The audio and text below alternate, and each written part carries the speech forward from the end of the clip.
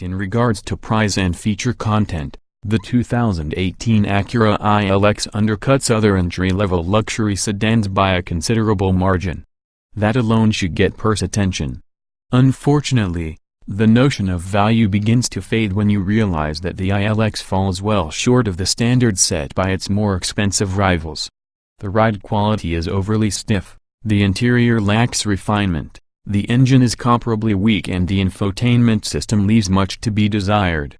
For these reasons, we don't consider it worthy of competing against Audi, Mercedes or BMW.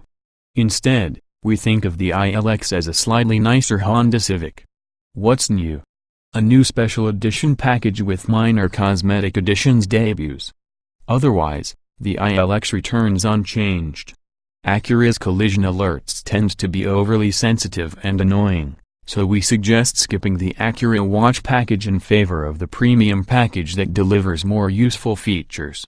We also caution against the Aspect package's 18-inch wheels that can hurt ride quality without any appreciable gains in performance. Trim levels and features. The 2018 Acura ILX is an entry-level luxury sedan that is available in 7 different trims: Base, a new special edition, Acura Watch Plus, Premium, Premium Aspect, Tech Plus and Tech Plus Aspect. All trims are powered by a 2.4-liter 4-cylinder engine, 201 horsepower, 180 pound-feet of torque that sends power to the front wheels through an 8-speed automatic transmission.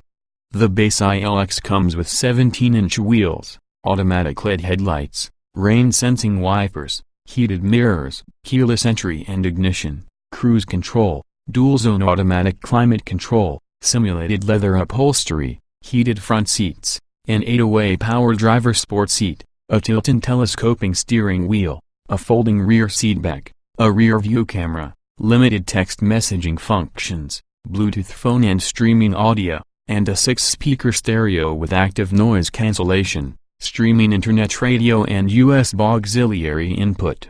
The special edition trim adds 18-inch wheels, extended side sills and the rear spoiler from the Aspect package. The Acura Watch Plus trim starts with the base trim's features and adds adaptive cruise control, a forward collision warning and mitigation system, lane departure warning and lane keeping assist, road departure mitigation and an updated driver information screen. The Tech Plus includes all of the Acura Watch Plus items along with a multi-view rear camera and a 10-speaker premium audio system. The Premium reverts back to the base trim features and adds in a phone-based navigation system and a 7-speaker audio system. Both the Tech Plus and Premium trim levels also include leather upholstery, a 4-way power front passenger seat, an auto-dimming rear-view mirror, Sirius-free phone control, a universal garage door opener, a touchscreen display, blind spot monitoring with a rear cross-traffic alert, satellite and HD radio, and additional internet music apps. The Aspect is added to either the Tech Plus or Premium models and includes the special edition content as well as fog lights, suede seat inserts with contrasting stitching, a dark headliner and metal sport pedals. Trim tested. Each vehicle typically comes in multiple versions that are fundamentally similar. The S in this review are based on our full test of the 2016 Acura ILX Technology Plus Package 2.4 liters inline-4, 8-speed dual-clutch automatic, FWD. 0. Driving.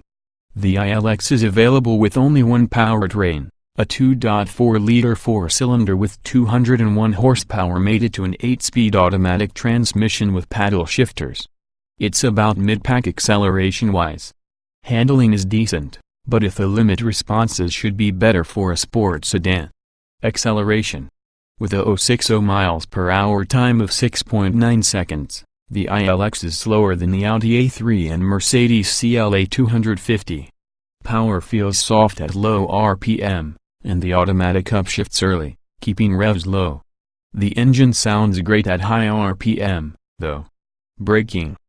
It stopped in a straight and controlled manner during our 600 miles per hour panic test with some minor pedal fade on later stops. The brakes felt strong enough around town. The pedal is a bit soft, but the action isn't the least bit touchy. Steering. Steering is directive, lacking the precise feedback enthusiastic drivers crave.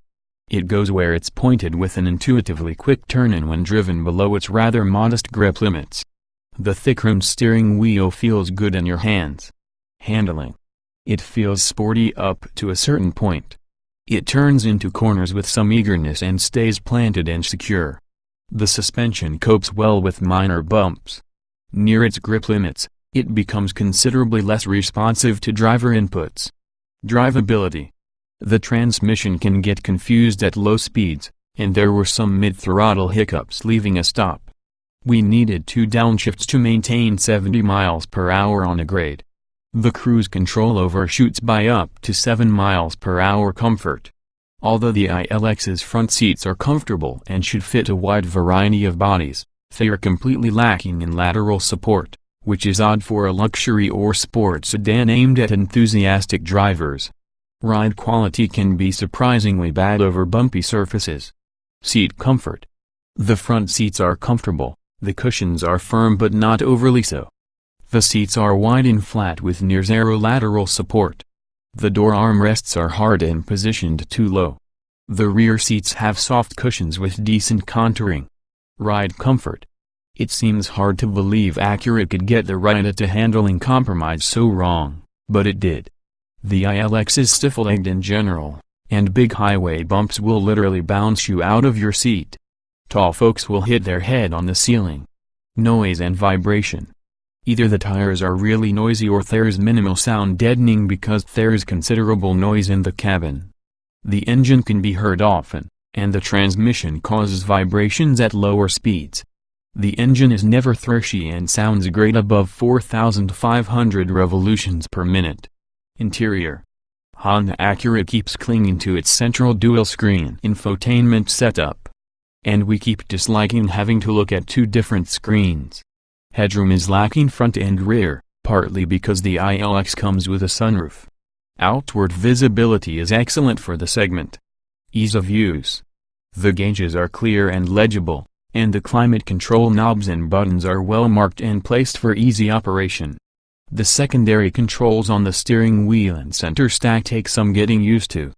Getting and jetting out. The front doors are large and open wide.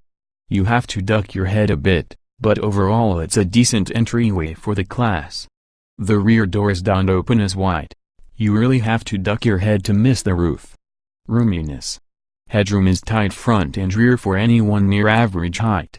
The standard sunroof doesn't help matters. Rear legroom is reasonable, and footroom under the front seats is excellent. Visibility. The windshield pillars partially obstruct through corners due to the high driving position. Otherwise pillars are narrow all around. The rear three-quarter view is excellent, and the side views are good despite the short windows. Wide-angle backup camera. Quality.